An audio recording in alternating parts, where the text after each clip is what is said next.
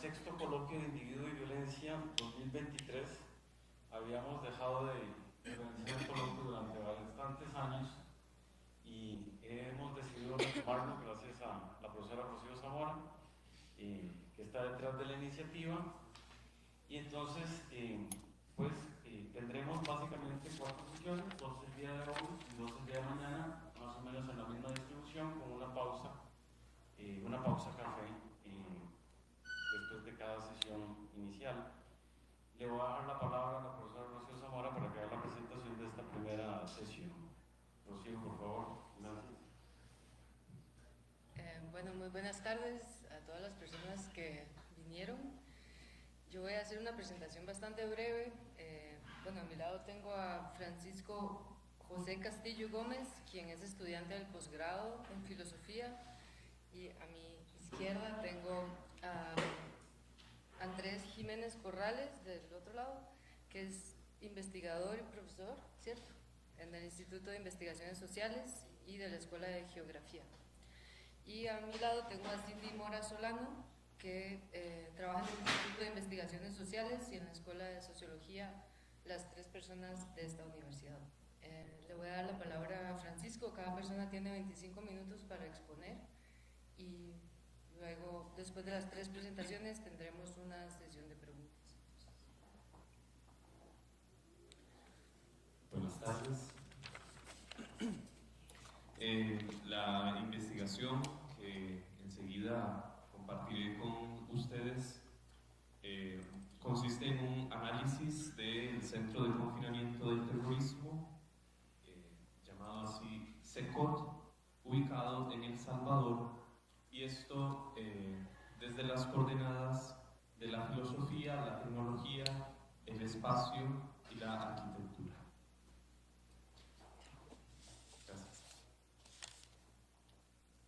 El edificio carcelario, entonces, lo primero que tenemos que mencionar fue que fue construido por 3.000 personas durante un tiempo aproximado de 7 meses, durante el año 2022, con capacidad para albergar alrededor de 40.000 prisioneros. Y entonces, frente a esto, el objetivo general del estudio es analizar la estructura arquitectónica y la administración del espacio en este centro penitenciario como tecnología de control por parte del Estado. Y en este punto inicial, entonces, es oportuno indicar que la investigación retoma la comprensión de la arquitectura en clave de la plástica política, tal como es desarrollada por Weissman, en la que convierte el edificio en un sensor político. En este caso particular, las fuerzas del Estado se concretan en una estructura arquitectónica para reprimir y castigar a las fuerzas disruptivas del orden social, llegando en algunos casos a generar la muerte. Así entonces, la arquitectura se va a convertir en un archivo que guarda las huellas del ejercicio del poder ejercido por parte del Estado, de la violencia que se puede experimentar en ese lugar, con el potencial de configurar entonces el edificio en una prueba de los acontecimientos que tienen lugar en él. De manera que entonces cabe hablar aquí de una arquitectura contraforense, entendida como una herramienta que se va a posicionar contra el poder del Estado, que es ejercido al margen de cualquier contrapeso político, dificultando de esta manera la rendición de cuentas. Entonces, aquí se zanja o se plantea más bien una primera pregunta a la que se busca dar respuesta, y es: ¿cuál es el sustento ideológico bajo el que se justifica la construcción y la organización arquitectónica del CECOT? Y para ello entonces cabe señalar que las producciones audiovisuales difundidas por las autoridades salvadoreñas pues permiten identificar la utilización del miedo como instrumento de control social, de forma semejante a la edad antigua, en que la ejecución de las penas se realizaba de forma pública y el cuerpo supliciado era ofrecido en espectáculo. Así se exhibe la potencia de la fuerza militar y policial, la vigilancia siempre omnipresente, el trabajo minuciosamente sincronizado del personal de seguridad, el hacinamiento de los presos, entre otros. Así entonces, infundiendo el miedo a que las personas terminen en el SECOT, se disuade a la ciudadanía de cometer cualquier tipo de delito.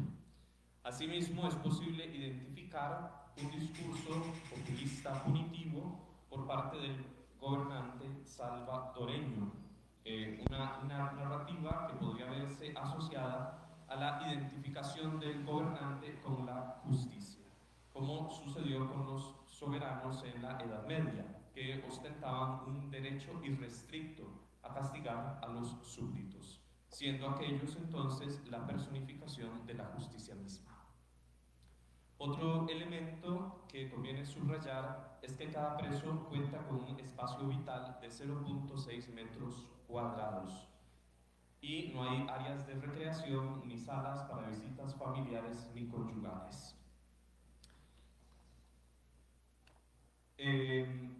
Esto entonces convierte al SECOT en la prisión con mayor población en el mundo y con mayor hacinamiento por su diseño arquitectónico.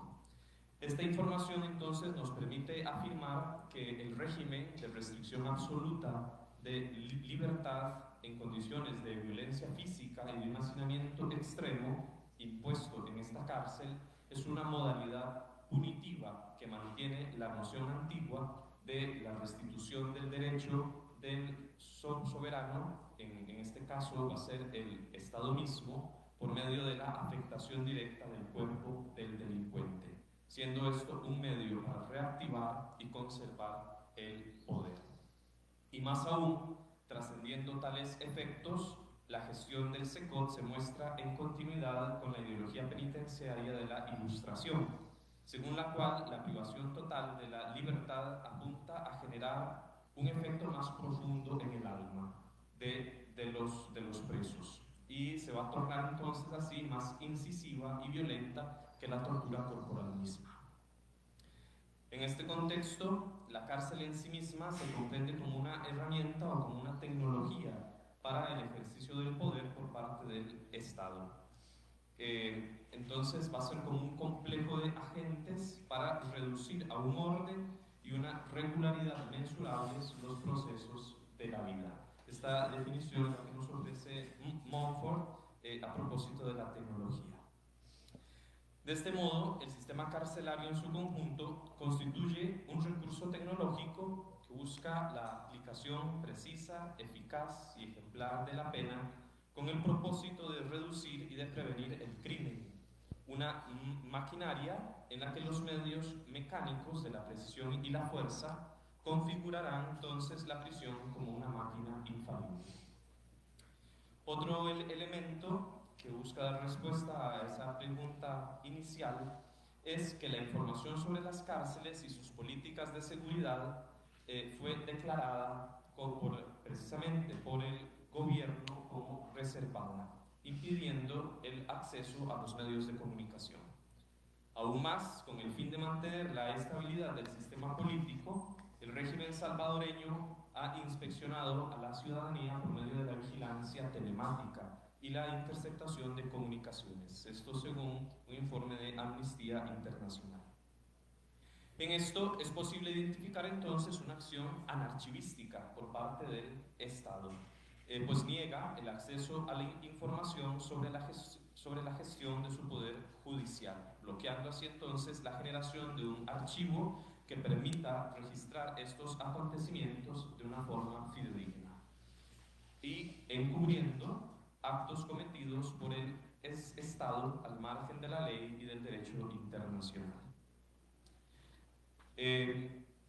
Entonces, estos elementos nos han permitido dar respuesta a esta primera pregunta sobre el sustento ideológico que sostiene al SECOT. Posteriormente, podemos decir que estas reflexiones se hicieron desde la comprensión del centro penitenciario salvadoreño como una cárcel. No obstante, la conceptualización de dicha cárcel y la de los internos indica una naturaleza y una finalidad más profundas. Es un espacio pensado y edificado exclusivamente para enclaustrar, aislar e incomunicar. Así, el solo nombre justifica una manera particular de recluir que raya en lo brutal, pues a quienes alberga no son criminales cualesquiera, son terroristas.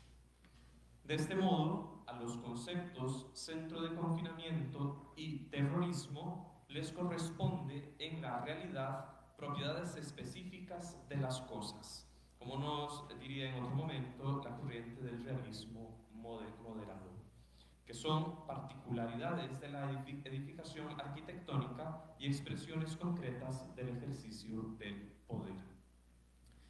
Una primera propiedad es la localización y nos va a ayudar a responder a la pregunta sobre si este centro carcelario propicia el proceso de resocialización de los presos o más bien el fortalecimiento de una sociedad de control.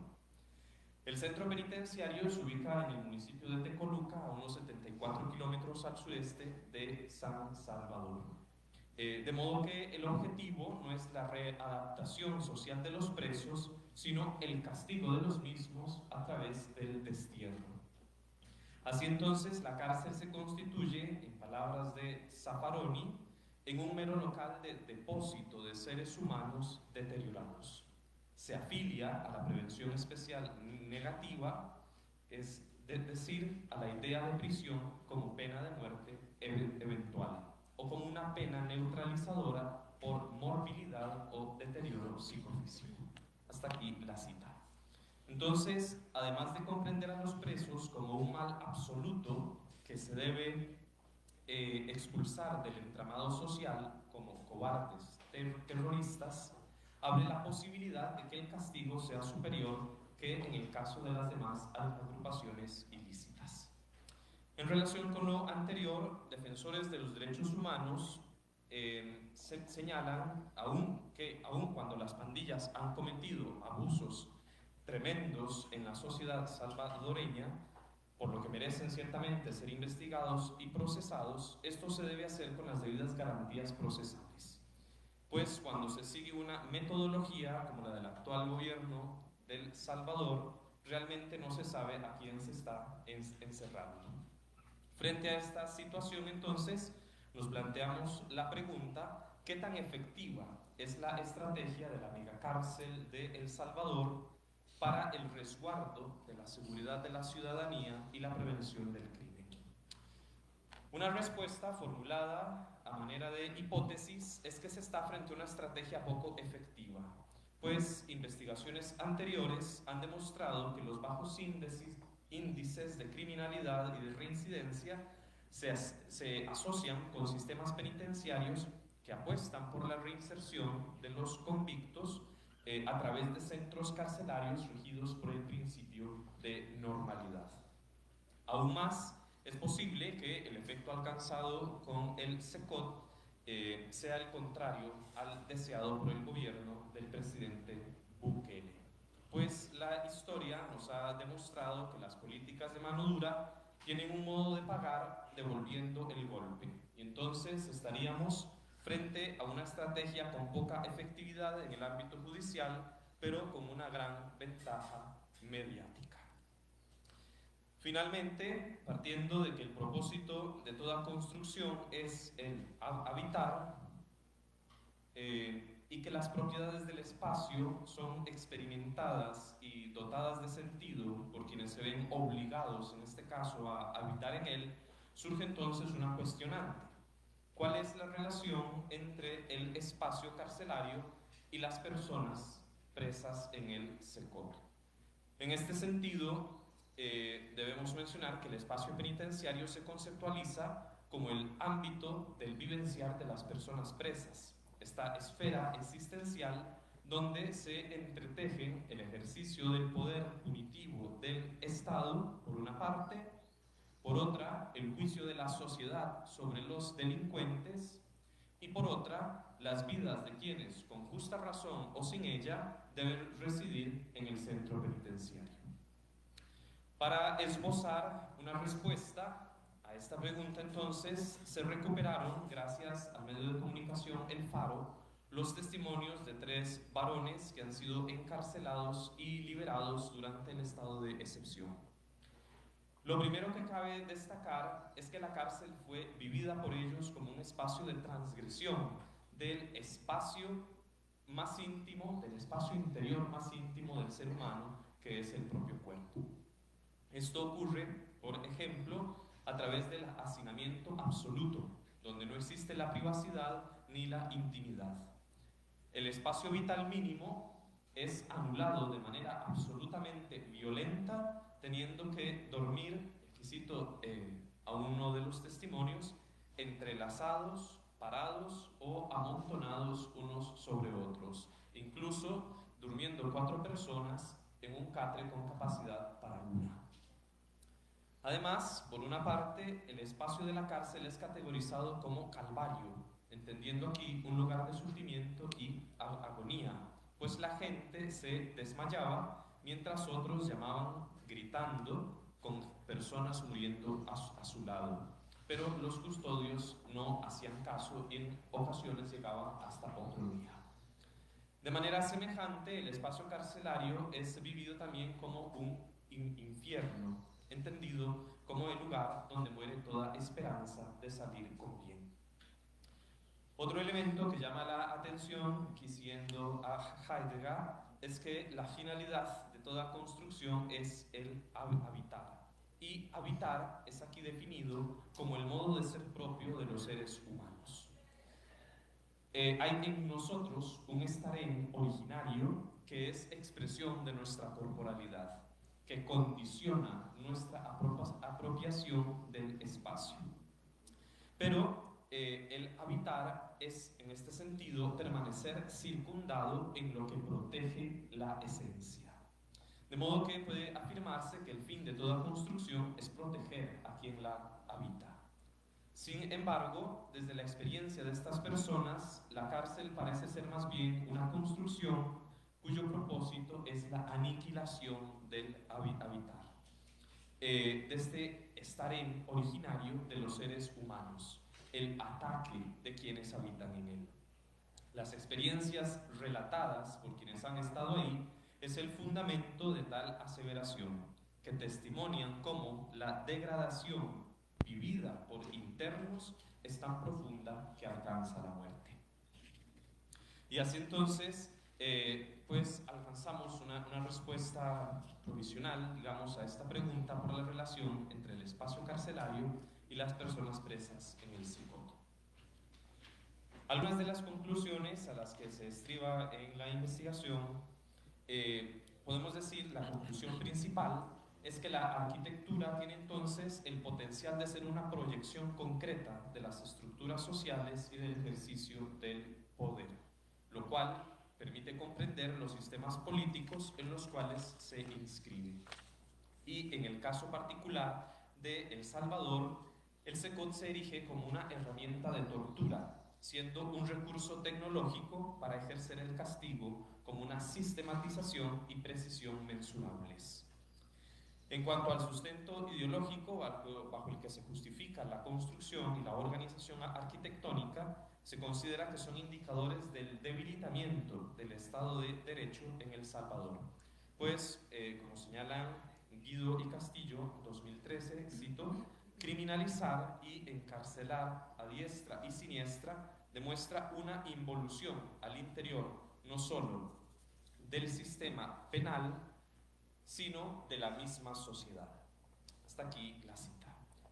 En continuidad con esto, y respondiendo a la cuestión sobre la efectividad de la estrategia de la megacárcel del SECOT para el resguardo de la seguridad de la ciudadanía y la prevención del crimen, se debe resaltar que un sistema político que pretende construir la paz con base en la violencia se torna incapaz de asegurar el bien integral de aquellos a quien pretende proteger, que es su ciudadanía.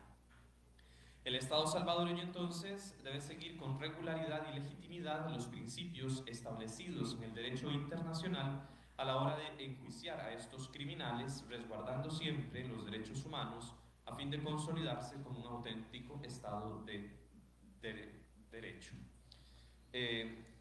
Por otra parte, las experiencias del encarcelamiento compartidas por los sobrevivientes durante el estado de excepción permiten señalar que el espacio no se reduce a la combinación de dimensiones geométricas simplemente, sino que es el espacio existencial en el que se entretejen las relaciones sociales y que se configura a partir del habitar de cada ser humano, de la vivencia de su estar en el mundo.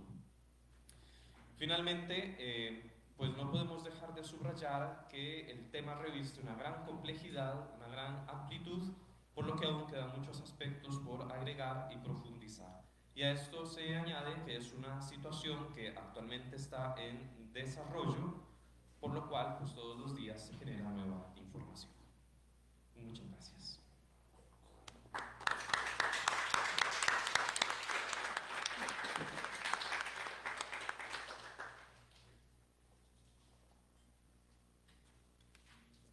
¿Vos habías pasado la Sí, presentación? ahí está. Aquí está. Sí, está en el escritorio.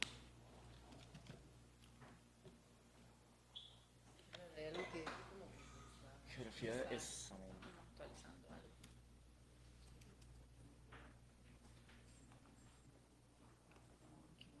Ahora daremos la palabra a Andrés Jiménez Corrales con la presentación Geografía de las ausencias por participación, convocar para negar a las personas. ¿Es necesario utilizar el micrófono? Sí, para que sí, porque estamos transmitiendo. Ay, no está tan potente. Está bien. Creo que Bueno, muy buenas tardes. Es un gusto estar acá hoy con ustedes. Les traigo parte de unos resultados de investigación del proyecto que tengo inscrito en el Instituto de Investigaciones Sociales. Es una investigación que todavía está en curso. Acá lo que traigo es un primer borrador de algunos resultados de las reflexiones que se ha ido tejiendo.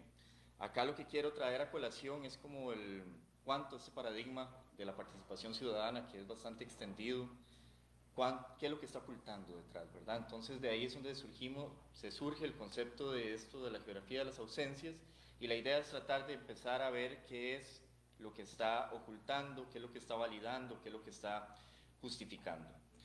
Entonces, para iniciar, trato de leer estos dos procesos, la planificación urbana y la participación ciudadana, de manera interrelacionada. Y para empezar, parto del hecho de que... Voy viendo acá.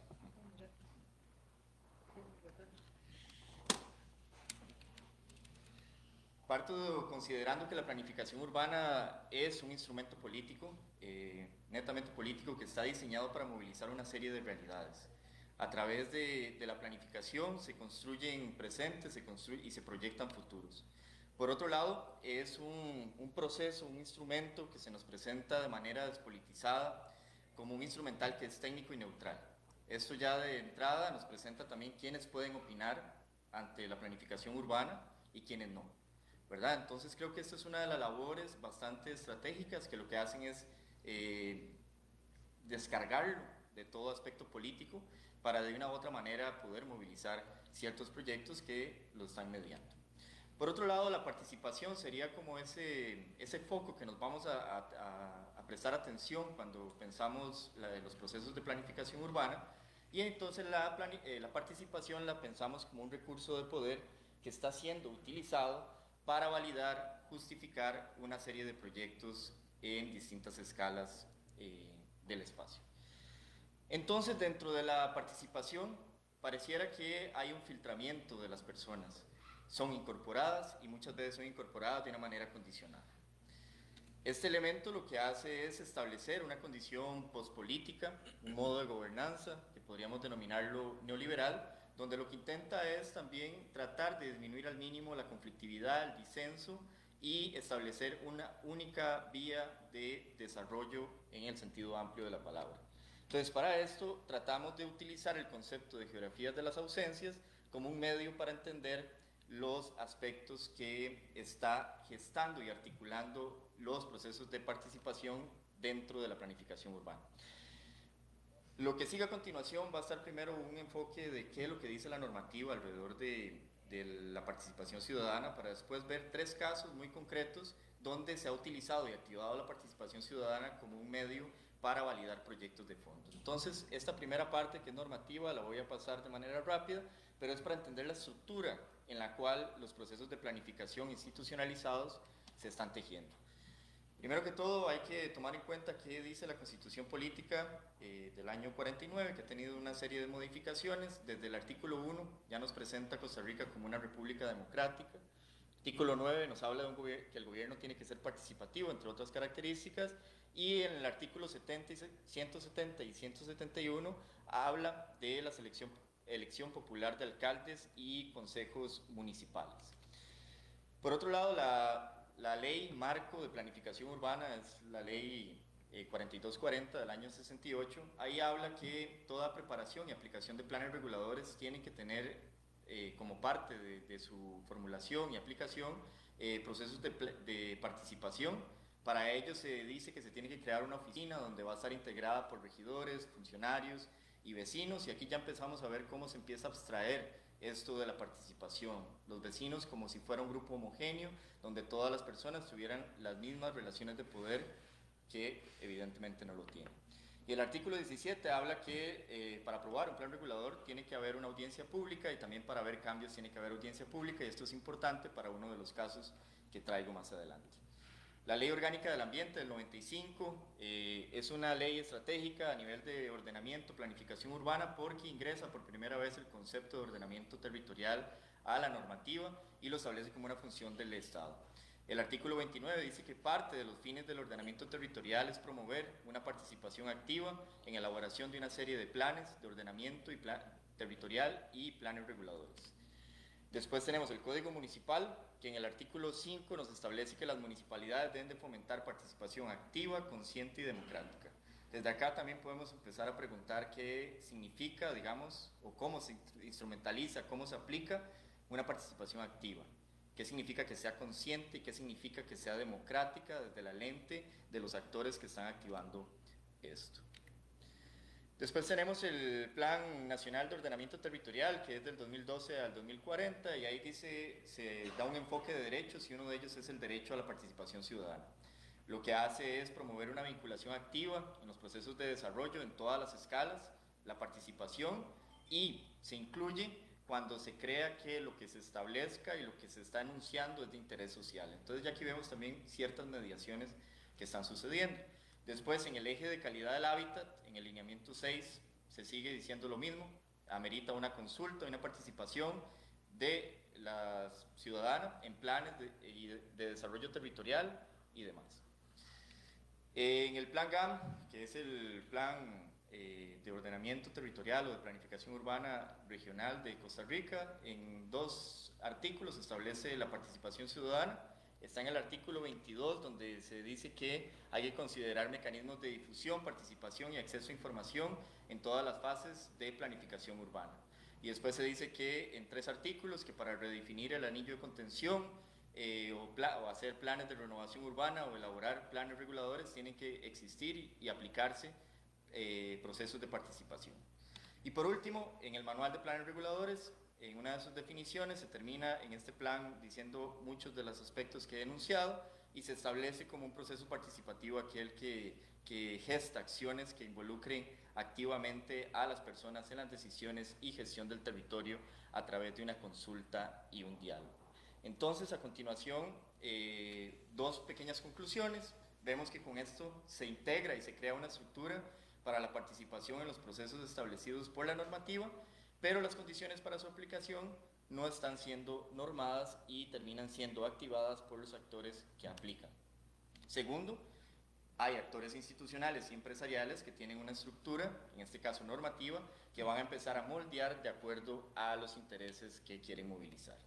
El caso número 1 es el diseño e implementación del programa de regeneración y repoblamiento de San José. Tenemos que hay un proceso en curso en San José. Entre los años 1950 y 1990 se vive un proceso de desvalorización simbólica de las condiciones urbanas de la ciudad. Esto desencadena un cierto abandono selectivo de la ciudad, que crea un imaginario caótico, en decadencia, sucio, feo, etcétera, etcétera. Y lo que llega a hacer es se genera una desvalorización simbólica, pero no una devaluación de los precios de la tierra. Esto genera las condiciones de posibilidad para que del año 1990 a la actualidad, se empieza a gestar acciones para valorizar simbólicamente la ciudad, a través de que buscar una competitividad económica, atraer inversiones, turismo y nuevos residentes. A través de esto se genera un direccionamiento de una política de escala, se delimita donde un área, un centro, hacia lo cual se va a dirigir trabajo, energía, acciones en general, y todo esto va a tender a generar estrategia para poner en valor la ciudad. Dentro de esto es importante entender este proceso porque para ello se crea una instancia de gestión urbana que es paralela, que es una comisión, y dentro de esta comisión va a estar integrada por ciertos actores, aquellos que sí tienen una voz, que su voz importa, o porque tienen ciertos criterios técnicos, y podríamos preguntarnos inmobiliarios para gestar acciones alrededor de esto, y se establece una instancia que va a ser promotora de que inversiones, y a la vez va a ser una instancia parcializada a quienes van a escuchar y a quien no. Al final se genera una estructura donde sus acciones se estructuran en función de un supuesto bien público y el mejoramiento de la calidad de vida en general. Entonces se enuncia el bien público y la calidad de vida como un medio para movilizar acciones, pero a la hora que vemos quienes están formulando esto, es una comisión sumamente parcializada, que acá tenemos algunos de los integrantes, tenemos el sector público, tanto del gobierno central como local, la banca, el sector privado y lo académico. Si vemos en el desarrollo de todo el programa de regeneración y repoblamiento, siempre se enuncian a las personas que habitan la ciudad, pero nunca se les consulta que si las acciones, los proyectos que se están ejecutando pertenecen a los deseos y al proyecto que se quiere trabajar y que se quiere construir en la ciudad. Pero entonces no se consulta a las personas y lo que se activa es una comisión que va a generar adecuaciones institucionales como para generar geosobornos, es decir, tratar de generar acciones que conviertan a la ciudad en un sitio atractivo para la inversión de capital, tanto residencial como empresarial. En este caso, el sector público se le asigna un rol promotor de las inversiones y la ciudad se asigna como un producto en venta, no como un producto que no como un espacio que puede ser disfrutado por todas y todas, sino más bien cómo se puede maximizar las ganancias. Deja al sector privado sin muchas restricciones, se facilita su inversión y vivimos un proceso de reestructuración o reingeniería estatal bastante profundo. El segundo caso es la construcción del mall Lincoln Plaza. Tenemos que en el terreno donde se localiza hoy el Lincoln Plaza, antes se localizaba el Colegio Lincoln. En el año 2000 este colegio decide trasladar sus instalaciones a otro lugar, mucho mediado o condicionado por una reacreditación que tienen de una empresa estadounidense, donde su terreno ya no tenía las condiciones, entonces tienen que relocalizarse. En ese proceso sacan en venta el terreno, en el 2005 hacen efectiva la venta y en el año 2007 inauguran el nuevo colegio cerca del antiguo, pero en otro cantón, Santo Domingo. En el año 2005, cuando se hace efectiva la venta, el terreno lo compra una empresa inmobiliaria que se llama Portafolio Inmobiliario y decide a construir un mall. En ese año empieza los trámites, la empresa inicia los trámites en la municipalidad para los permisos de construcción, pero se dan cuenta que hay un impedimento por la zonificación. La zonificación establecida por el plan regulador decía que solo podía haber un uso de la tierra educacional. Al haber un uso comercial, como es un mall, hay una restricción. Entonces la empresa lo que llega a hacer es solicitar una revisión del plan regulador. Ante esta situación, el proyecto es acogido evidentemente por la alcaldía y se convoca a la conformación de una comisión porque tiene que valorarse el caso. Se activa una comisión en función de un caso específico para valorar, generar una modificación al plan regulador. Ante esto se recomendaron 3 cosas, rescato la primera, crear un uso condicional, es decir, abrir un portillo para que se pueda dar permisos de construcción para, en este caso, construir el mall Lincoln Plaza. Ante todo, esto se aprueba a nivel interno de la alcaldía, pero como tiene que haber un proceso de cambio del plan regulador, tiene que convocarse a una audiencia pública. La audiencia pública se realiza un lunes 25 de febrero del año 2008 a las 11 de la mañana. Desde ahí ya empezamos a ver o preguntarnos quiénes verdaderamente pueden participar un lunes, día laboral, a las 11 de la mañana. A pesar de ello, asistieron 51 personas a la audiencia pública. Es la primera vez que muchas personas conocen el proyecto. Ante esto se presentan dudas sobre lo que se quiere realizar, se generan una serie de comentarios y también se generan propuestas de modificación, muchas alrededor del procedimiento llevado a cabo, del contenido de lo que está generándose a nivel territorial o del contexto. Entre ellos denuncian un actuar parcializado por parte del gobierno local. Obviamente el gobierno local lo rechaza y vemos que, si vemos las actas, esto se activa por un caso en específico y al final se da una negación de un actuar parcializado y, lo más importante, se activa un proceso de participación, pero se rechaza todo lo presentado en la audiencia pública por dos simples hechos: una ausencia de argumentos técnicos y una ausencia de argumentos legales. Si uno se va a las actas donde proponen este cambio de plan regulador, no vemos tampoco ciertos criterios técnicos o legales que faculten este cambio en el plan regulador. Entonces, se utiliza una doble cara. Para algunas personas se establecen ciertos criterios, para otras personas otros. El tercer caso y último es alrededor de la iniciativa de planificación urbana sostenible, entre comillas, del BID y del Banco Mundial.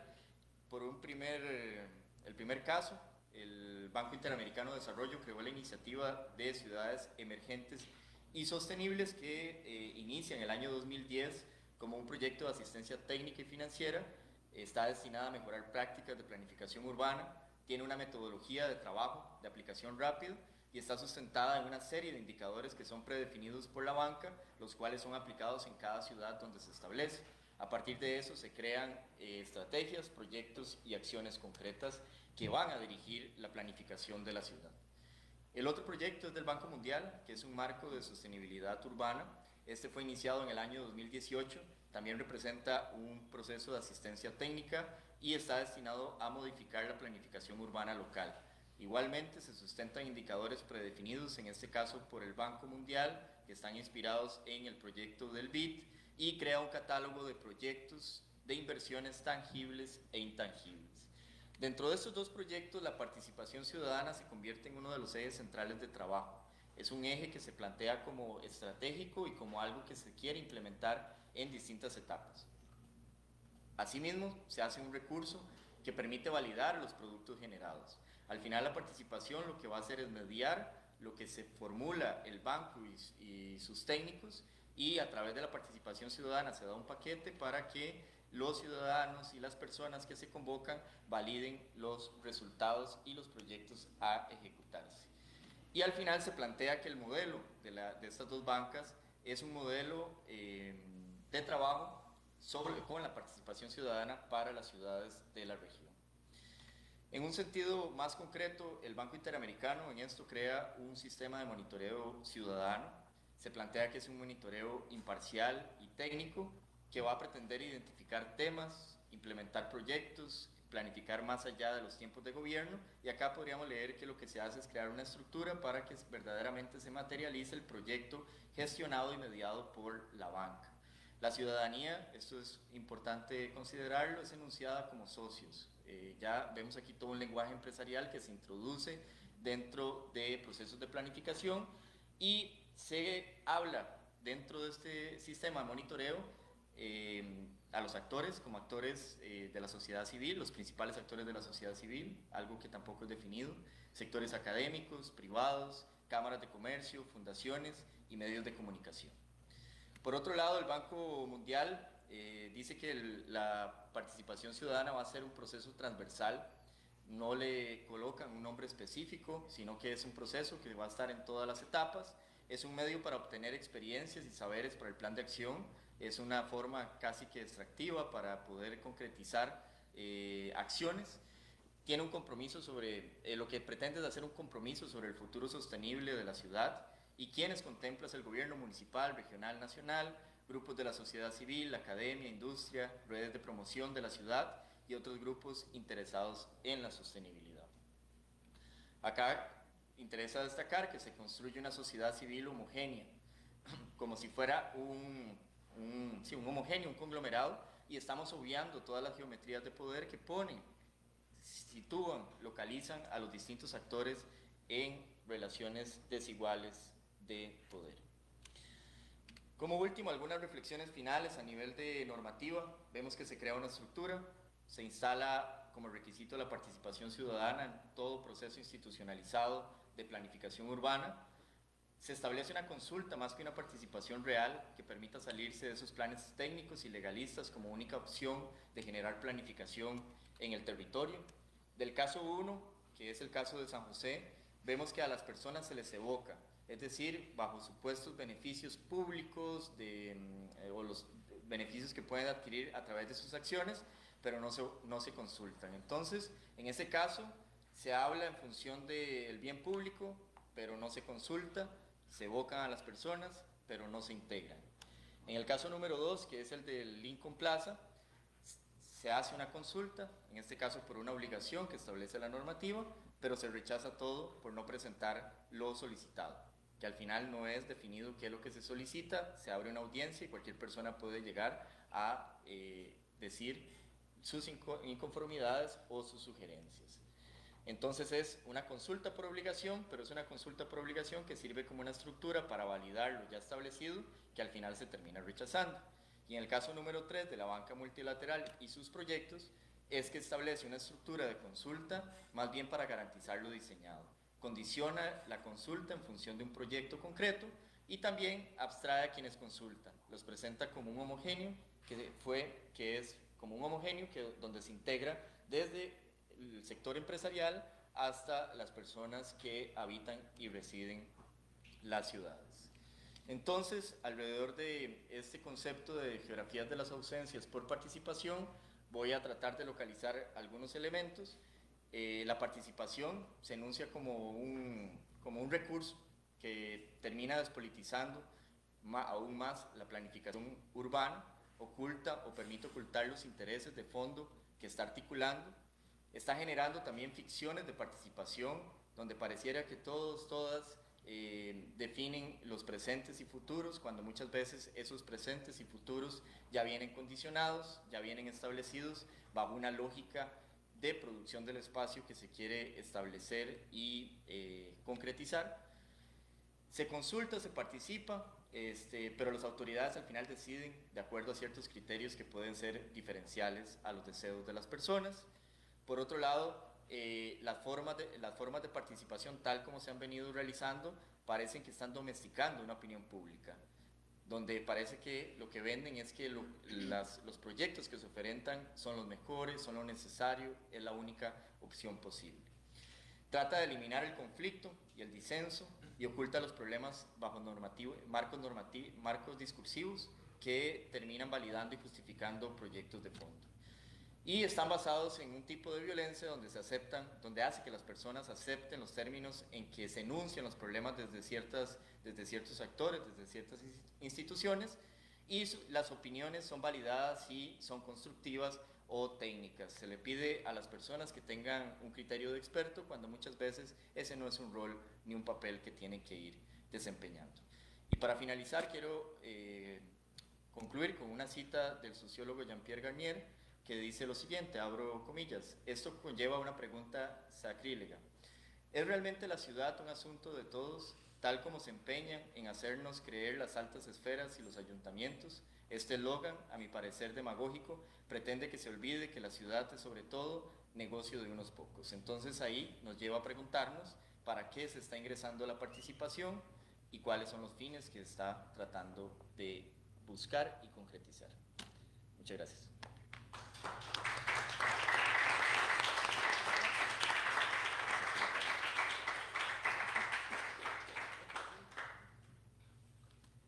Muchas gracias, Andrés.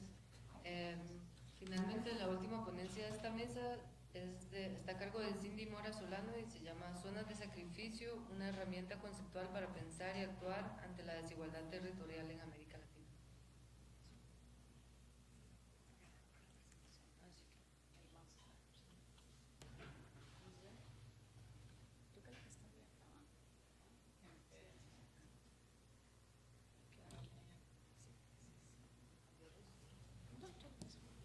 Bueno, buenas tardes. Muchísimas gracias a las personas organizadoras del coloquio, en el que cada cierto tiempo yo aparezco. Mi presentación, como ya lo dijo Rocío, se titula Zonas de Sacrificio, una herramienta conceptual para pensar y actuar ante la desigualdad en América Latina, y parte de un proyecto, dos proyectos de investigación que han estado inscritos en el Instituto de Investigaciones Sociales. Ya les voy a contar por qué la filmina inicial está llena de moscas, y se debe a lo siguiente. En los últimos años yo he estado trabajando con el tema de la basura, de los desechos sólidos, de la recolección de los desechos sólidos. Hay 2 proyectos de investigación que han estado inscritos en el instituto, en el programa Nuevas Formas de Acumulación, Distribución y Desigualdad, que es uno de los programas de investigación del instituto, en donde he trabajado inicialmente desde las memorias. El proyecto que ustedes pueden ver el título, como ven, no me caracterizo por hacer proyectos con títulos cortos. Este se titula Memorias en torno a los procesos de producción territorial en Río Azul de la Unión entre 1973 y 2018, construcción de sentidos, conflictos y estigmas territoriales. Probablemente ustedes recordarán a Río Azul por la novela Única mirando al mar, recordarán a Río Azul y lo asociarán directamente con el tema de la basura, pero bueno, Río Azul es un distrito que antes de 1973 tenía otras dinámicas sociales, estaba destinada a otros usos, y ahí había población que conoció un río de color azul sobre el que posteriormente se empezó a depositar la basura. Se depositó la basura entre 1973 y el 2007, y yo lo que hice en este proyecto fue trabajar con personas que habían conocido el Río Azul antes de la llegada al botadero de basura, para que pudieran comentar cómo recordaban ese proceso de producción y de transformación territorial, cómo vivieron los conflictos de los años, finales de los años 80, principios de los 90, y cómo viven hoy en un Río Azul que está pues trazado por otras dinámicas sociales, como son la desigualdad y el tema del narcotráfico. Entonces, en esta investigación me acerqué inicialmente al concepto zonas de sacrificio, que ya les voy a contar un poquito la historia del concepto, y más adelante en la presentación cómo lo utilizo yo en estas investigaciones. Pero bueno, me acerco a este concepto, que es un concepto que formula Steve Lerner. Esta es la portada del texto, un texto que ha sido muy leído, muy citado por la literatura latinoamericana, y bueno, posteriormente, siguiendo esa línea, ¿verdad? En Río Azul lo que había era un vertedero de basura a cielo abierto. Me pregunto qué pasa en las comunidades en donde ya no hay vertederos de basura, sino hay rellenos sanitarios, ¿verdad? Se supone que los rellenos sanitarios ofrecen un tratamiento controlado, técnico y seguro de los desechos. En este caso, trabajo con los rellenos sanitarios de la Carpio y el Ovaso, que se ubican en Uruca y en Acerrí. Y es así como surge el proyecto que está actualmente vigente, que se llama Configuración de Desigualdades Territoriales en los rellenos sanitarios de la Carpio y el Ovaso. Estudio aquí las políticas, las conflictividades y las percepciones de justicia durante el proceso de instalación de estos rellenos sanitarios, que se encuentran directamente relacionados con el cierre del vertedero de basura de Río Azul. Es decir, Río Azul se puede cerrar porque podemos abrir rellenos sanitarios en la Carpio y el Guaso, y la vigencia porque ambos rellenos sanitarios se encuentran actualmente vigentes. Aquí continúo utilizando el concepto zonas de sacrificio. Rápidamente les voy a contar la historia de este concepto. Esta es una categoría que es emitida como una categoría desde el poder, ¿verdad? Es un concepto que surge en el contexto de la Guerra Fría, en donde el Estado federal de Estados Unidos, ¿verdad? Dice, bueno, tenemos en la carrera armamentística, en el desarrollo de armas nucleares, qué pena, pero van surgiendo zonas nacionales de sacrificio. Son estas zonas altamente contaminadas por la industria militar y por los componentes de esta industria armamentística, en donde el gobierno prácticamente lo que dice, bueno, hay que resignarse. Con esta producción, con esta industria que nosotros tenemos, pues hay zonas que son concebidas como zonas sacrificables y personas que viven en esas zonas, poblaciones que viven en esas zonas como poblaciones sacrificables. Pero sucede algo muy interesante ¿verdad? Con los lenguajes, con las palabras con las que denominamos a los grupos sociales. Y es que hay una apropiación de la categoría en los años 70 del siglo pasado, hay una apropiación de la categoría por parte de aquellos grupos que desde el poder se habían denominado como grupos de habitantes de estas zonas de sacrificio.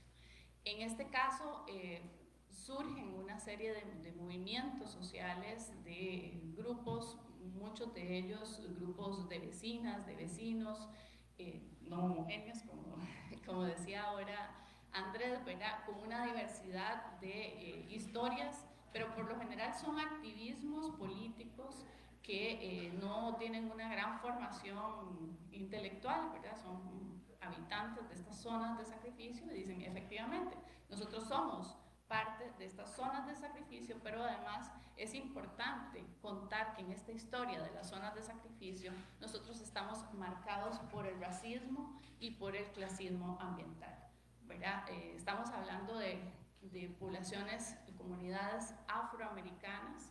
El caso y uno de los casos pioneros en utilizar la categoría de zonas de sacrificio por parte de estas comunidades proviene del estado de Houston, en donde una de las primeras acciones legales que se realiza es evidenciar esta existencia de rellenos sanitarios en comunidades afroamericanas, en donde 6 de los 8 rellenos sanitarios establecidos en este lugar son establecidos en comunidades afroamericanas, ¿verdad? Entonces no es solo ser una zona, no es cualquier zona la que se transforma en una zona sacrificable. En este caso estamos hablando de zonas empobrecidas y de zonas marcadas por el racismo. Y aquí es donde inician toda una serie de movimientos sociales. El caso de California es muy, muy famoso, en donde se activan una serie de demandas por la justicia ambiental. Esto se traslada a América Latina en una serie de investigaciones.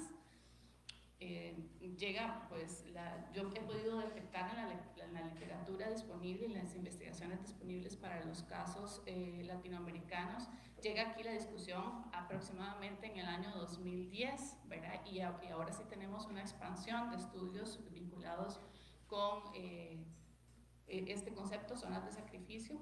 Fundamentalmente son estudios de caso, ¿verdad? No tenemos ni estudios comparados, son estudios de caso que se hacen en diversas industrias, como por ejemplo la industria agrícola, la curtiembre, la minería, la industria petrolera, la industria textil, ¿verdad? Entonces, en todos los países latinoamericanos tenemos investigaciones de este tipo. Se estudian los complejos industriales no militares, ¿verdad? Porque nosotros no somos una potencia, América Latina no es una potencia en nada, pero los complejos industriales se estudian los vertederos tóxicos que surgen de esas industrias, ¿verdad? Cada uno de estos procesos necesita su vertedero tóxico y nuevamente tenemos en América Latina lo que sucede en el caso estadounidense. La categoría zonas de sacrificio se transforma en una categoría de resistencia política. Hay dos casos que son muy, muy conocidos y ya están bien estudiados. En el 2016 surge la agrupación Mujeres de Zonas de Sacrificio en Resistencia de Puchuncaví, en Bahía Quintero. Hay mucha literatura sobre este caso, en donde ellas, las mujeres de esta zona, en donde hay un complejo industrial, producción de carbón, producción petrolera y otras industrias, se autodenominan como las mujeres en resistencia de esta zona de sacrificio. Y en el 2019, en el caso de México, con el Toxitour, que es una caravana que se realiza por distintas localidades mexicanas que están afectadas por el desarrollo industrial, fundamentalmente aquellas que están relacionadas con el Tratado de Libre Comercio de América del Norte, ¿verdad? Entonces hay toda una producción en donde se estudia el paso por distintas comunidades, se hace esta caravana al estilo de las caravanas que hacía el Ejército Zapatista de Liberación Nacional, ¿verdad? Pero en este caso es una caravana tóxica en donde se identifican las problemáticas, asiste mucha población afectada, pero también grupos académicos, universidades haciendo estudios pues de orden científico para poder comprobar la afectación. Estas son dos imágenes de estos ejemplos de cómo la categoría zonas de sacrificio ha sido reapropiada por las personas afectadas, las poblaciones afectadas. Ahí pueden ver un estudio que se hace desde una perspectiva de feminismo popular sobre las mujeres en la zona de sacrificio de este lugar en Chile y la convocatoria que se hizo a la caravana Toxic Tour en México. Ahora yo quería contarles cómo yo he utilizado la categoría en el caso de mis investigaciones. Inicialmente, como les comenté, en el primero de los proyectos, yo utilicé la categoría zonas de sacrificio para comprender lo que había sucedido en Río Azul, el tránsito de un lugar en donde pues las personas con las que yo pude conversar, que pude entrevistar en el marco del proyecto, todas personas adultas mayores que habitan en la comunidad, pues cuentan ese proceso de transformación del lugar en donde estuvo instalado el vertedero de basura a cielo abierto, que es la primera de las imágenes que ustedes pueden mirar ahí, ¿verdad? Y bueno, en las tres imágenes ustedes pueden ver cómo estos proyectos se ubican en territorios densamente poblados, ¿verdad? Estamos hablando de proyectos, valga señalar que a propósito de lo que ha señalado Andrés, son proyectos no participativos, ¿verdad? A nadie le consultan si quiere que se instale un relleno o un vertedero de basura en su comunidad, y bueno, son proyectos no sostenibles, ¿verdad? En el caso de Río Azul, cuando se instala el vertedero de basura en los años 70, previamente la basura se depositaba en lo que conocemos como pavas, un lugar que le llamamos las pavas, ¿verdad? Se cierra ese vertedero, se traslada a una zona que era considerada rural y lejos del centro de San José, pero que queda en realidad muy cerca y hoy es una zona considerada como urbana, ¿verdad? Entonces esa es la primera imagen que ustedes están mirando. La segunda es la Carpio, que inicia, el relleno sanitario inicia en el año 2001, administrado por la empresa EVI. En este caso es un proyecto pues nada participativo, ¿verdad? A diferencia de lo que sucede en Río Azul, en los años 90 hay muchísimas manifestaciones y protestas de la comunidad que cierra la carretera que va de San Antonio de Desamparados a Río Azul de la Unión, cierra la carretera para que la basura no se deposite en ese lugar. Y el gobierno aprende una lección de eso, y es que esto no se puede decir en dónde vamos a instalar el próximo relleno sanitario. Nada más se instala, no se informa, mucho menos se consulta, no se informa a la población, y bueno, se instala en la Carpio. La Carpio, como ustedes lo saben, o probablemente lo saben, es una comunidad que está poblada por población migrante nicaragüense, y esto coincide con los estudios de caso que tenemos en América Latina sobre el desarrollo de zonas de sacrificio donde se instalan rellenos sanitarios, ¿verdad? Vamos a botar la basura en donde habita población migrante, en donde habita población empobrecida, y este es el caso de la Carpio, o en donde habita población rural, ¿verdad? Pensamos el territorio como un terreno baldío, como un lugar que no está produciendo nada, y que por lo tanto ahí también podemos botar la basura. Entonces esa es la segunda de las imágenes que ven. Ese relleno sanitario se encuentra vigente actualmente, a pesar de que su vida útil ya fue superada. Pero bueno, hay toda una discusión en donde vamos a depositar los desechos sólidos en caso de que el relleno sanitario de la Carpio cierre. Y algo adicional que hay que agregar en el caso de la Carpio es que la Carpio tiene ahora la planta de tratamiento de aguas residuales del área metropolitana, la planta de tratamiento de Los Tajos. Entonces nos permite ver también la configuración del territorio como un territorio de desecho, ¿verdad? No solo tiene los residuos sólidos, sino también las aguas residuales. En el año 2005 abre también el relleno sanitario de El Guaso, que se ubica en Acerrí. Este también ingresa a, como sucedía en Río Azul, la basura ingresa por desamparados.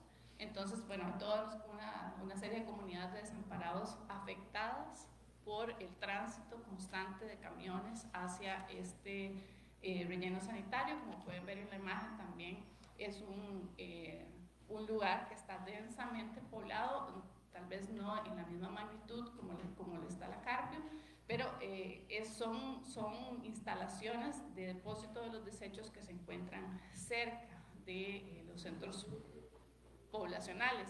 Y este relleno sanitario, a diferencia de la Carpio, es altamente probable, ahí no se mira en la imagen, pero si ustedes entran en Google Earth, pueden mirar cómo a la par hay todavía un terreno que se podría utilizar para la expansión del relleno sanitario. Entonces las posibilidades que tiene de crecer son significativas.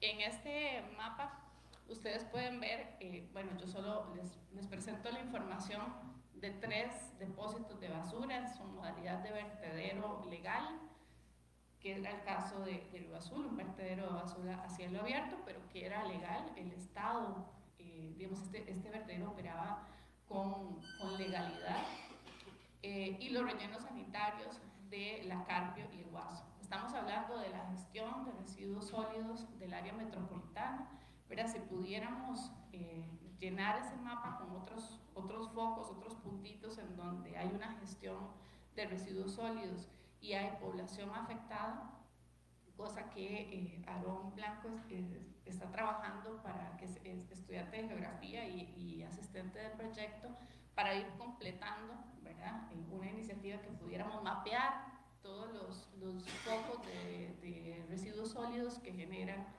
afectaciones en la población, pues podríamos ir completando este mapa de donde tenemos conflictividades y problemáticas de ese tipo.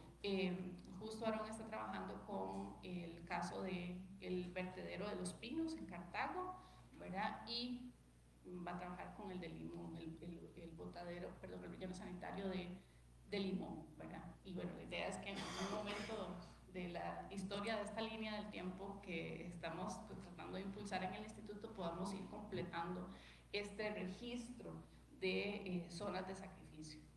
Mi propuesta a la hora de tratar de articular los 2 proyectos de investigación que no fueron pensados, ¿verdad? Yo estaba pensando en Río Azul, luego miré que tal vez la dinámica de los rellenos sanitarios era diferente. Lo que estoy encontrando es que a pesar de que tenemos un relleno sanitario, la basura huele mal, la basura genera lixiviados, a pesar de que hay un tratamiento empresarial, las comunidades se quejan de tener una serie de afectaciones en sus cuerpos, de convivir con los malos olores, de convivir con el ruido constante de camiones que depositan 1.200 toneladas de basura diarias en ambos depósitos, en la Carpio y en el Guaso. A pesar de todo eso, pues los padecimientos, los dolores y los sufrimientos de las comunidades son muy similares a los de Río Azul, ¿verdad? Aunque esto Río Azul cerró hace ya un tiempo y el tratamiento era distinto, las demandas y las denuncias son similares por estos grupos poblacionales. Entonces, articulando el concepto zonas de sacrificio de Steve Lerner con el concepto de territorios red de Rogerio Hasberg, un geógrafo brasileño, mi propuesta es más bien pensar en una red de zonas de sacrificio, ¿verdad? No están las zonas de sacrificio, a diferencia de lo que nos dicen los estudios de caso de la literatura latinoamericana. Las zonas de sacrificio no son fenómenos aislados, se encuentran relacionados entre sí. No solo se encuentran relacionados entre sí geográficamente, podríamos imaginar que hay incorporaciones a la red de zonas de sacrificio también en momentos distintos, ¿verdad? Río Azul lo hizo en los años 70, pero antes fueron las pavas los que recibían los desechos.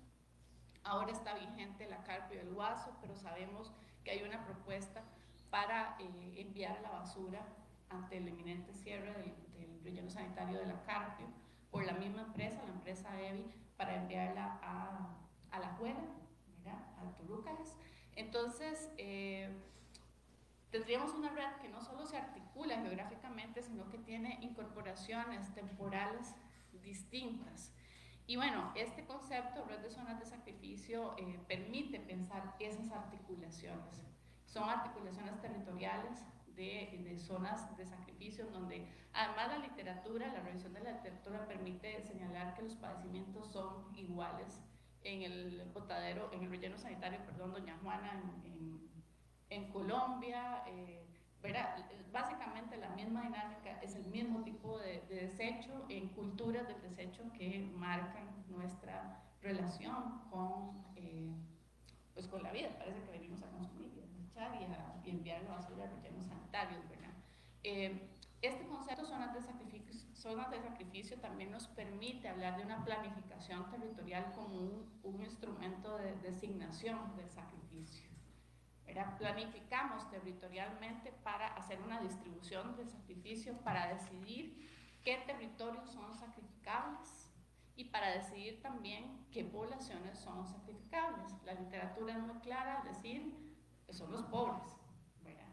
Son las poblaciones migrantes, son las poblaciones racializadas las que merecen convivir con los desechos sólidos. Son las poblaciones además que no tienen capacidades organizativas para luchar contra el poder estatal y contra el poder empresarial. Entonces los recursos políticos también son muy importantes para decidir en el lugar en donde podemos depositar la basura. Una comunidad organizada o fuertemente organizada probablemente no permitiría que un proyecto de esta magnitud pase, pero comunidades con pocos recursos políticos, poca organización política, pues un proyecto como este se le termina imponiendo, ¿verdad? No es un proyecto para la consulta, ni siquiera en muchas ocasiones para la información. Este concepto también permite, y ya con esto voy cerrando, dar cuenta de una invisibilización del sufrimiento de quienes viven en zonas de sacrificio, una invisibilización de un sufrimiento que además es parecido, ¿verdad? Lo que les decía anteriormente, la jerga oficial, la jerga empresarial nos dice que el tratamiento de la basura y de los desechos sólidos es distinto. La experiencia de las comunidades tiene relatos y expresiones muy similares, ¿verdad? A pesar de que estamos hablando de un vertedero y dos rellenos sanitarios. Mucha de la producción en este tema nos habla de la sensación de abandono y desprecio social que sienten estas poblaciones por lo que implica vivir con los desechos del resto, ¿verdad? Y esto pues yo lo he podido comprobar con la realización de entrevistas a personas que habitan en Río Azul. Queda pendiente un análisis más cualitativo de un trabajo de campo que tengo que empezar a realizar en ambas comunidades, en la Carpio y el Guaso, pero a partir de este texto de Axel Honneth, La sociedad del desprecio, es muy probable que haya, y como hipótesis se puede plantear, esta misma sensación de ser abandonados por el Estado y además tener que asumir la categoría de sacrificable y del desprecio social de los otros al recibir los desechos de un área como el área metropolitana. Y bueno, lo que les decía ahora, tal vez ya ahora sí para terminar, la necesidad de reconstruir esta red de zonas de sacrificio, ¿verdad? Aquí yo solo les presento 3 puntos y 3 momentos históricos de nuestra relación con los desechos, pero tal vez si nos vamos más hacia atrás en el tiempo y si podemos imaginar cómo pueden ser las situaciones en Guanacaste, en Punta Arenas, en Limón, podemos ir ampliando en el conocimiento de esta red de zonas de sacrificio. Y bueno, eso sería todo. Muchas gracias. Ahí están mis datos por si alguien quiere sumarse a la línea de investigación de la basurología. Muchas gracias.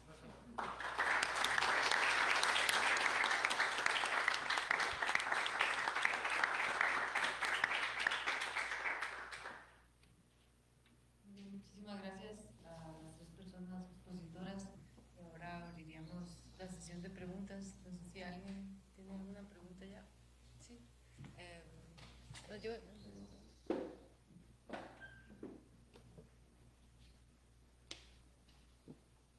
buenas tardes. Hace muy interesante las 3 presentaciones. Escuchando, parecía ver un denominador. Ustedes, cada varios, la participación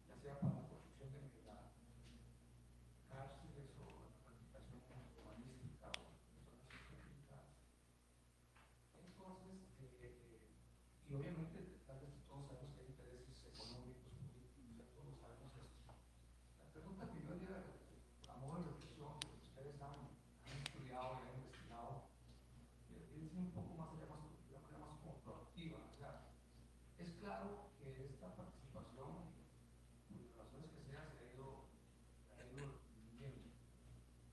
La pregunta de la modo de reflexión, la pregunta es, ¿qué piensan ustedes cómo se debería replantear de nuevo esta realidad mundial o orden mundial que estamos viviendo? Esa nueva participación, base de esas estrategias que ustedes, desde sus trincheras, desde lo que han estudiado o han investigado, sienten que podría ser una forma, una especie como de recomendación o de estrategia, como quieran llamarlo, donde esta participación ciudadana se mejore, crezca, ¿verdad? Se visibilice más. Esa es un poco la pregunta que quería hacerle a ustedes.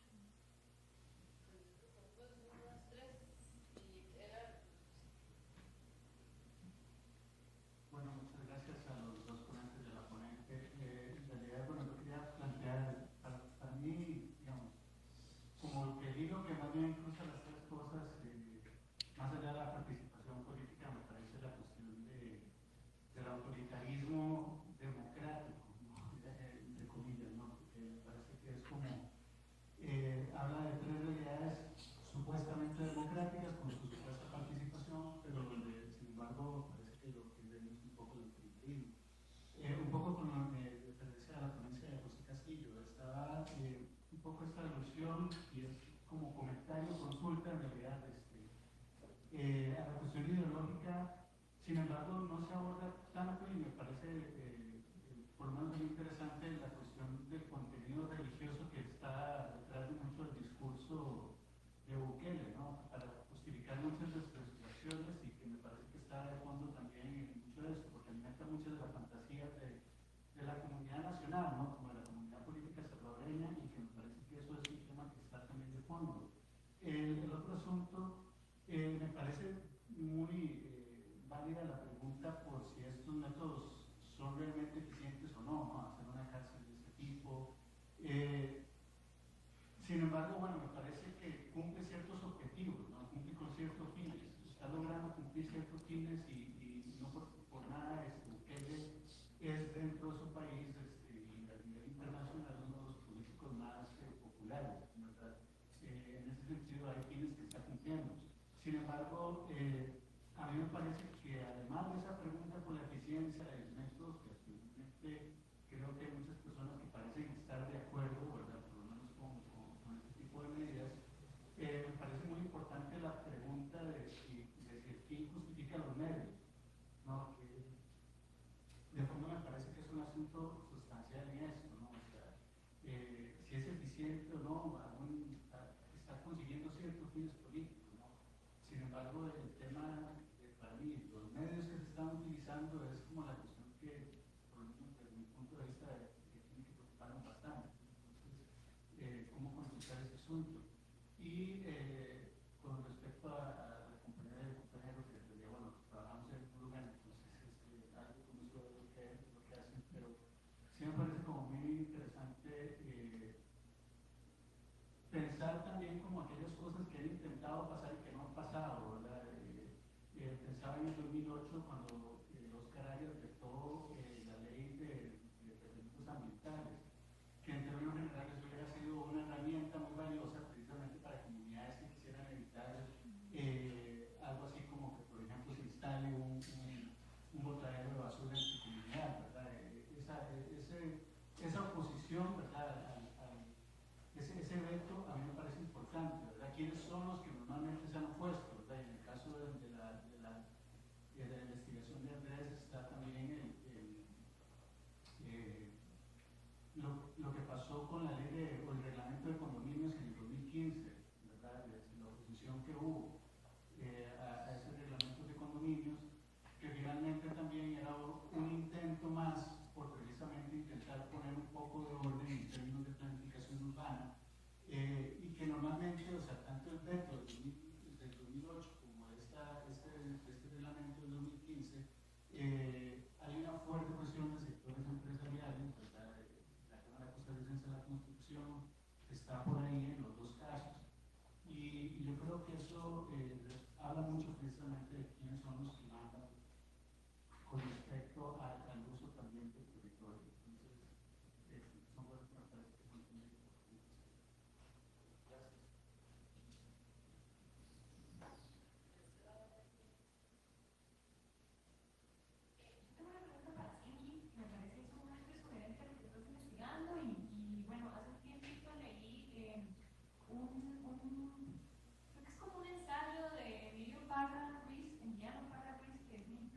estudia el tema de las ciudades slum, ciudades o barrios marginales alrededor de la Ciudad de México.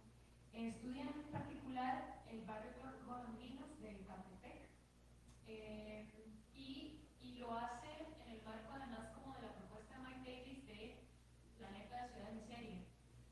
Lo que quiero preguntarte es que, vamos a ver, él plantea algo que a mí me parece en la línea del aceleracionismo y de otras vertientes ahí de la historia yéndose a la basura y a la mierda, un poco esa lectura de lo histórico. Y quería preguntarte a vos si encontrás resonancias con una propuesta que tiene, que en Ciudad de México lo que él plantea es que más o menos el crecimiento de densidad de Catepec está estrictamente relacionado con el cambio poblacional que vive Ciudad de México, en términos de la gentrificación, digamos, en términos como del cambio del acceso al inmobiliario y el cambio que hay en las ciudades del centro, ¿no? Entonces ahora están habitadas por otro grupo poblacional, otra clase social totalmente, incluso otras nacionalidades, ¿verdad? Otra gente, podríamos decir, y que eso incide en que las ciudades miseria aumenten en nivel de densidad poblacional y además se profundice la desigualdad entre estas ciudades y el centro. Quería preguntarte si en tu investigación esto tiene alguna resonancia, si existe, ¿verdad?, este fenómeno en las ciudades en Costa Rica, si ¿verdad?, como que tiene algún sentido en lo que has estudiado. Gracias.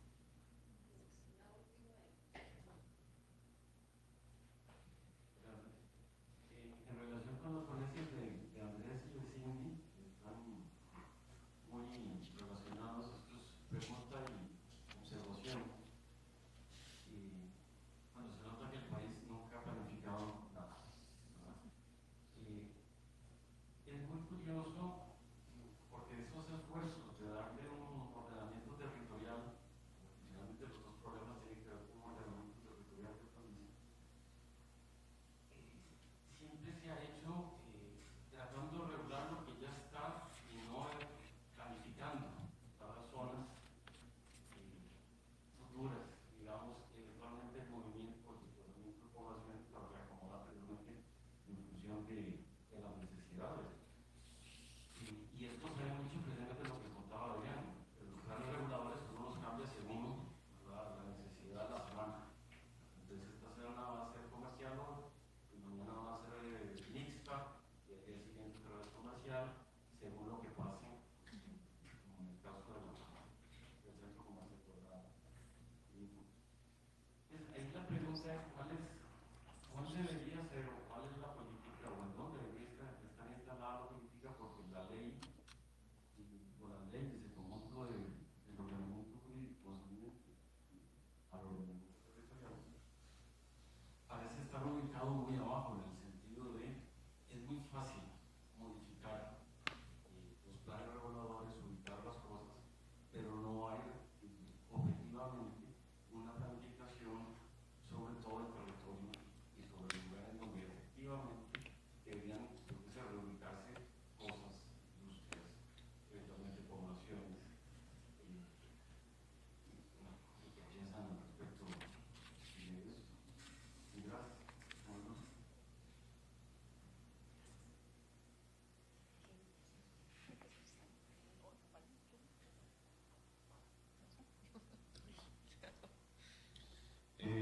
Bueno, con el comentario que hace usted, ¿verdad?, sobre la participación ciudadana, cuando lo referimos al tema de los sistemas de justicia penal y el tema de las cárceles, algo que se ha investigado o algo que se ha ido planteando en los últimos años es que para que los sistemas penales pues logren al final un abordaje integral del problema de la criminalidad es apostar por el principio de normalidad. En este sentido, esto lo que quiere decir es que las cárceles emulen en su interior cada vez más las dinámicas que se manejan en la sociedad afuera, ¿verdad? Y para esto es importante que las cárceles estén cerca de los núcleos de población, ¿verdad? En algunos casos se llega a plantear también que haya interacción entre pues, la sociedad civil y las personas internas dentro de las cárceles. En este sentido, los que son como el paradigma o los que van a la vanguardia son los países escandinavos y los países nórdicos, ¿verdad? Cuando crean pues centros penitenciarios que son ciudades en sí mismas con unas condiciones arquitectónicas, higiénicas, etcétera, ¿verdad? Que pues permiten que el preso se sienta cada vez menos dentro de una cárcel y se sienta más dentro de una sociedad, ¿verdad? Para que una vez cumplida la pena, pues el proceso de reinserción no sea tan difícil, ¿verdad? En el caso del CECOT, pues como les decía, es un tema muy complejo porque estamos hablando de criminales de una tipología muy variada, pero cuando nos referimos a las pandillas, a Mara Salvatrucha, al barrio 18, son criminales por lo general de una alta peligrosidad, ¿verdad? Entonces, sí habría que tener eso en cuenta, ¿verdad? Pero sí, la participación ciudadana integrada a este tema, pues, digamos, la apuesta que se realiza ahora es enfocado en eso, ¿no? Del principio de normalidad. Y aquí, vinculando un poco también con el aporte que nos hacía usted también, al respecto, por ejemplo, cuando hablamos de participación ciudadana, es el tema de la aprobación por parte de la sociedad salvadoreña de este centro carcelario. Y aparte de la investigación que yo hacía, encontré que más del 70%, no recuerdo exactamente, me parece que era un 78%, pero sí más de un 70% en una encuesta que se hizo, pues está a favor, digamos, de este tipo de iniciativas, ¿verdad? Y por otro lado, el tema de la metodología, bien, que usted mencionaba, que se están logrando algunos fines o algunos objetivos políticos. Algunas personas señalan que sí, ciertamente, digamos, de forma inmediata se está consiguiendo confinar o se está, no sé, de alguna manera librando a la sociedad salvadoreña de de la presencia de estos criminales, pero al final, si el Estado lo que protege es, si el Estado lo que busca es proteger a la ciudadanía y evitar la criminalidad, habría que preguntarse a largo plazo qué tan adecuado o al final nuevamente qué tan efectivo es este método cuando en los últimos 3 años, 2 años, se ha logrado encarcelar al 2% de la sociedad salvadoreña. Es decir, en este momento más del 2% de toda la población en ese país está en la cárcel. Entonces, al final habría que ver cuánto resiste una metodología de esas, más allá de los resultados inmediatos de pues, confinar a estos criminales.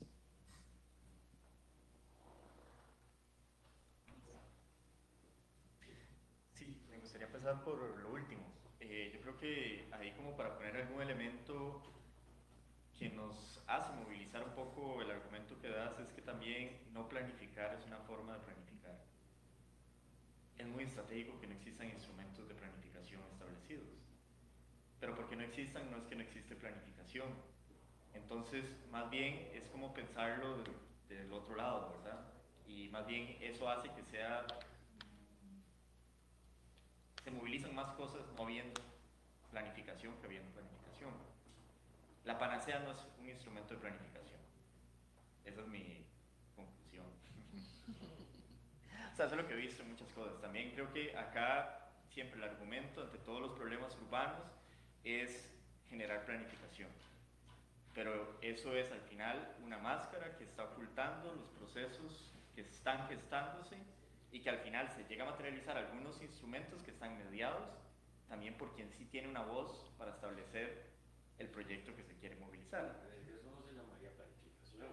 Es decir, efectivamente, si es una máscara, no se puede sacar.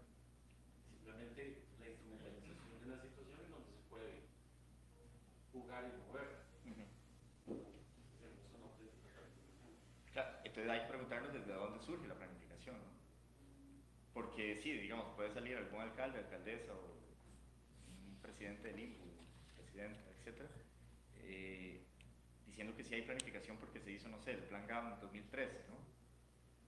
Y se trajo abajo lo que era el TUGAM, que fue frenado, como decía también Ernesto, con otros casos, pero mucho por personas que sí tienen voz y por personas que no necesitan que les consulten, simplemente van y ponen sobre la mesa sus intereses y se traen abajo esfuerzos de ese tipo, ¿verdad? Que no estoy tampoco defendiendo, sí, pero esfuerzos de ese tipo que canalizó mucha inversión hasta de la Unión Europea y demás. Entonces, como en función de lo otro, es como también pensar que, relacionado a lo que dice Ernesto, como pensar que al final la participación o la consulta termina siendo un requisito para plasmar o para decirse que estamos gestando procesos democráticos, pero que al final del día quienes tienen verdaderamente el poder de participar y de ser consultados y de movilizar son actores muy concretos. Hoy en día podríamos estar hablando de una participación real y posible, y creo que nos estamos quedando en la participación real, que termina constituyéndose en llenar listas de asistencia. Y no me importa si lo que dije en esa audiencia o lo que sea fueron chistes, no importa, lo que importa es la lista de asistencia, porque eso es lo que le llevo al INBU y con eso movilizo. Y después, ¿qué tal? Se hacen muchas veces reuniones de este tipo y también hay un diferencial de saberes, ¿no? Muchas veces se llega con todo un lenguaje técnico a comunicar y usted está primero procesando qué es un plan regulador cuando le dicen que tiene que decidir si se aprueba o no. Entonces ya hay también un diferencial, una geometría de poder donde se activa de una manera muy estratégica. Y al final pareciera que muchas de estas, de las audiencias públicas o de esos sitios donde se reúnen a decidir cosas, parece como que se está vendiendo un producto. Casi que no interesa que eso se modifique, sino que más bien aprueben o modifiquen ahí el color rojo por el amarillo de un mapa. Y en esto son cómplices también un montón de ONGs y fundaciones y demás que hablan de urbanismo táctico y un montón de otras cosas y son cómplices en movilizar proyectos que ya están definidos y que simplemente se quieren pasar.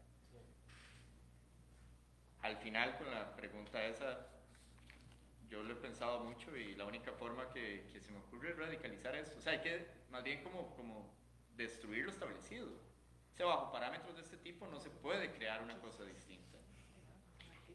Y creo que es parte como tratar de cambiar escalas de ejecución, escalas de planificación, desestructurar lo establecido y creo que también como reivindicar la autonomía territorial que las personas ocupan. O sea, yo aquí no tendría tampoco una respuesta única, un proyecto único, es volver a la gente, que la gente sea la que decide lo que se vive y lo que se va a construir, destruir y transformar en sus comunidades y en sus territorios.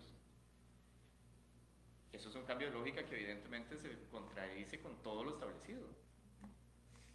Entonces la única opción que se me ocurre es que esto se desmorone.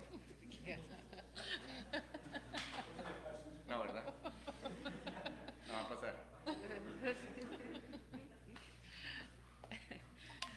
Bueno, para terminar, tal vez si junto la pregunta del señor con la de Sergio, yo pensaría que, bueno, cómo se debería replantear la participación en una política de desechos, ¿verdad? Y para que se vayan bien deprimidos de esta sección del coloquio, quiero preguntarles algo.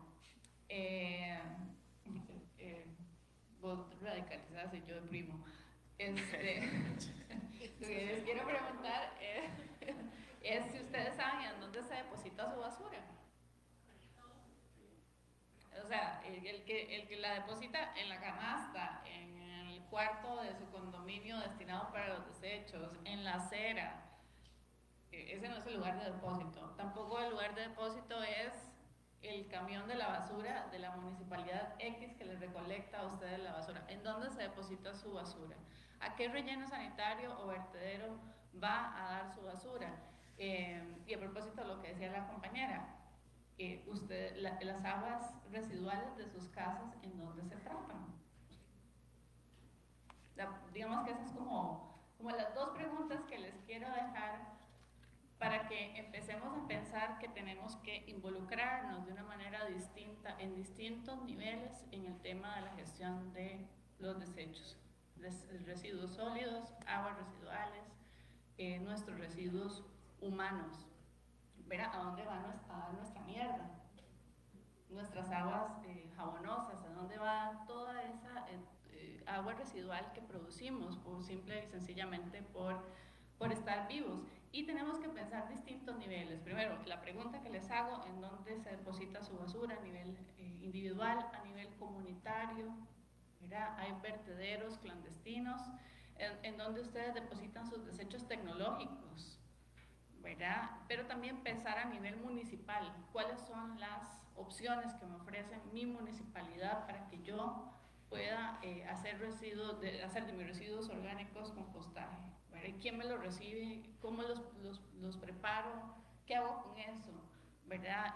A nivel gubernamental, ¿cuáles son las respuestas? Porque finalmente estamos insertos en una cultura del desecho en donde se produce para que consumamos, para que desechemos, para que saquemos, para que el camión se lleve nuestra basura, ¿verdad? Y claramente el problema de la basura no es un problema de Río Azul, no es un problema de la Carpe, no es un problema del Guaso, es un problema que nosotros fácilmente depositamos en estas comunidades sin que nos importe las situaciones que están viviendo de manera cotidiana y además por décadas. Estos son proyectos de muy largo plazo, ¿verdad? Río Azul duró 34 años recibiendo la basura y estas otras comunidades llevan pues ya casi 2 décadas de estar viviendo con esta situación.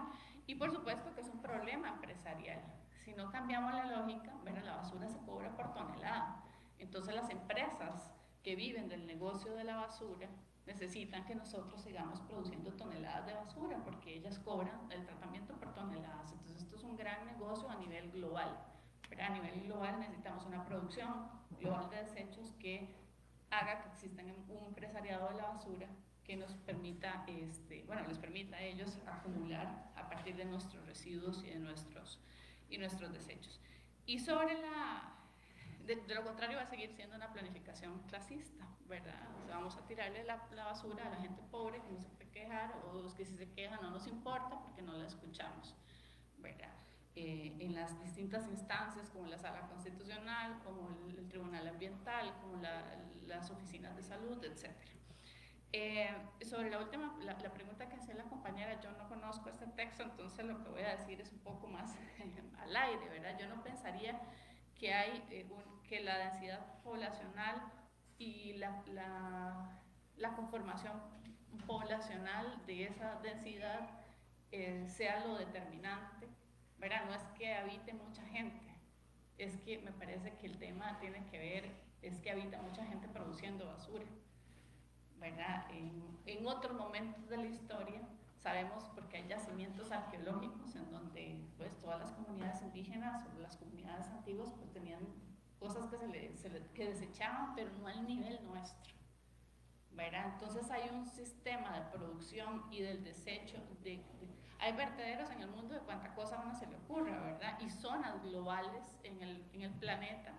África es un vertedero de residuos tecnológicos, en Chile tenemos un vertedero gigantesco de la industria textil, ¿verdad? Entonces, tiene que ver más con el modelo y con nuestra relación de este momento de consumir para desechar, ¿verdad? No creo que tenga que ver tanto con la cantidad de gente. Si la gente pudiera vivir con menos, claramente se puede vivir con menos plástico, con menos cosas, pues tendríamos que desechar menos y consumir menos.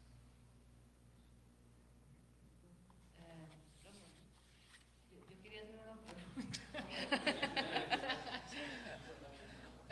Se vale, me dejan. La pregunta es para Andrés. A mí me interesa mucho esto sobre la relación entre la ley y cómo se aplica la ley, ¿verdad? Y vos decías que hasta cierto punto la ley siempre es retórica, porque dice a un marco tan general que pueden caber muchísimas cosas ahí. Y yo me preguntaba, ¿qué pasa si existen leyes donde el tipo de participación está ya inscrita y, digamos, no hay espacio de libre para que precisamente las poblaciones puedan sugerir. Yo entiendo que lo que estabas planteando tenía que ver con esta idea de que es como una especie de fachada que habla de que hay una legitimidad, porque se invita a la participación y demás, pero que en el fondo eso no ocurre, o la participación, o quienes son escuchados siempre van a ser las personas que tienen intereses o que tienen digamos, cierto poder. Entonces un poco es esta pregunta sobre si una ley tendría que ser lo suficientemente específica como para no dejar libertad al futuro y era un poco porque el argumento iba desarrollándose en esa dirección. Me parece que llegaría a una postura autoritaria si no existiera eso. Y Sergio, ¿quieres hacer otro? Sí. ¿Sí? Sergio. Okay. Quedan 10 minutos, ¿verdad?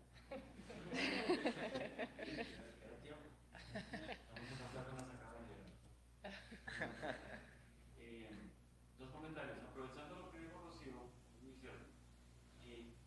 El problema, yo lo que contaba es qué tipo de órgano tiene que haber, en qué nivel tiene que estar para que el ordenamiento, digamos, tenga no una fachada de planificación, sino una planificación, lo digo racional, ¿verdad? Ojalá Platón estuviera a cargo de la planificación. No, digamos, de los Yo no creo. era un gran planificador.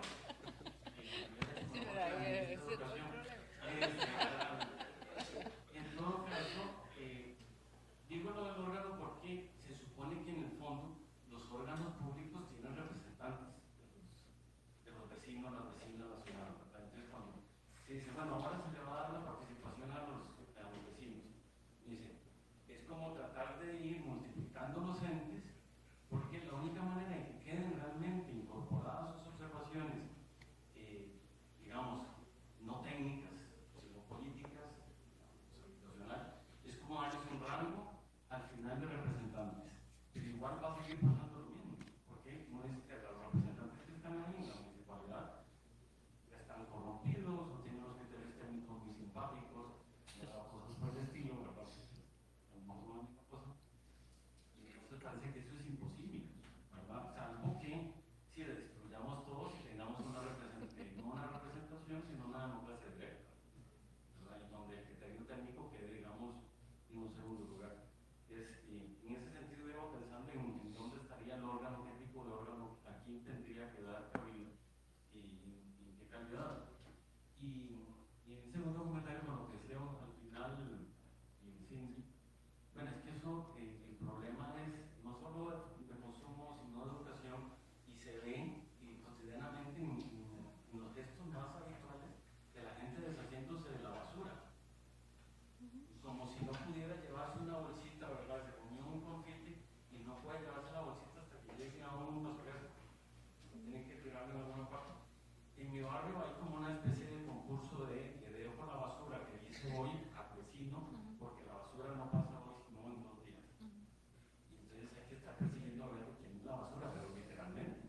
¿Verdad? Y como es un barrio organizado, tal persona le dio por la basura al otro, ¿verdad? Es increíble que llegue a ese punto.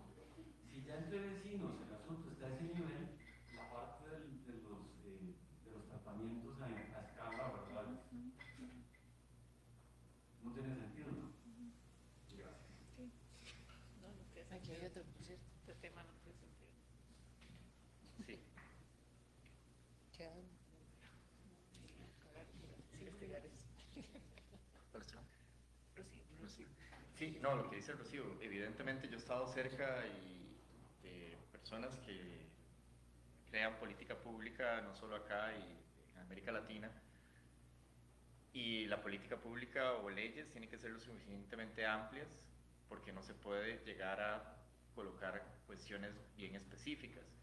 Lo que es muy interesante el planteamiento tuyo, sí, evidentemente no es, o sea, lo que trato de localizar es que la normativa, al ser también tan amplia, que en ningún lugar a veces se definen los términos a utilizar, tenemos que tomar en cuenta que termina siendo esto como un marco de acción y mi foco es más quién está instrumentalizando y cómo está instrumentalizando ese marco de acción. Que sí, evidentemente una ley o la Constitución en sí misma no podría ser tan específica de las formas como, porque eso se lo trabajo cualquier persona. Pero el punto es poner el lente, sí, de cómo se está activando, quién la está instrumentalizando y para qué fines. Ahí es donde hay creo que un desfase, que es de lo normado a lo aplicado, ¿verdad? Que muchas veces el aplicado es donde se está quedando en una esfera que ya uno cuando llega a la última etapa ya viene casi que todo muy filtrado y muy cocinado, donde simplemente uno tiene que aceptar esos términos con que se lo están poniendo, ¿no? Una audiencia pública tiene que durar un par de horas y es presentar eso rápido y simplemente ya se acabó. Recogemos y muchas veces ahí no se contestan las preguntas o las dudas. Se contestan por correo electrónico y ya no va a haber una capacidad, digamos, de como Sergio que ahora vuelva a pedir la palabra. A pedir la palabra. Entonces, por ahí es donde yo lo pienso y es donde me gustaría como dejar como el punto. Y con lo otro, digamos, pongámosle, si hay que jugar con lo que hay, creo que la idea del plan regulador tiene mucho sentido. O sea, si ya, digamos, pongámosle eso y no podemos salir de eso porque nos matan, no sé. Si vamos a jugar solo con eso, creo que ahí ya está igual, es con lo mismo la ley. Ha instalado ciertos marcos de acción, ciertas estructuras que lo que tiene que hacer es disputarse. Y tratar de lograr, digamos, como que se gesten otro tipo de involucramientos de parte de las personas que van a afectar los proyectos que se están territorializando, que muchas veces, siguiendo como una lógica de un concepto de un geógrafo brasileño, Milton Santos, pareciera que hoy los territorios se están articulando en función de solidaridades organizacionales que muchas veces son ajenas al lugar al territorio donde se están aplicando, caso de Lincoln Plaza, caso de también las inversiones que están llegando a San José por todo quien invierte, obviamente muchas veces son capital extranjero. Entonces es tratar de generar un involucramiento donde verdaderamente se politice el proceso de planificación urbana para disputar que los proyectos que van a llegar al territorio y van a afectar mi cotidiano, para bien o para mal, tengan una discusión muchísimo más certera y una discusión muchísimo más abierta. Y en parte con lo que está establecido hoy, sin agregarle una palabra, están las condiciones de posibilidad. Entonces, lo que no le prendemos fuego todo. No, pero siempre es bueno, ¿no? No es.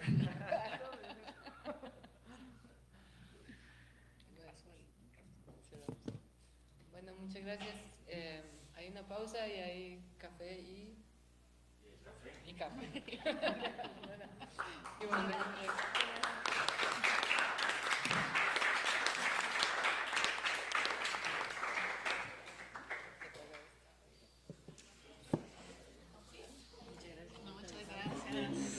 Muchas gracias. Muchas gracias. Yo no sé cómo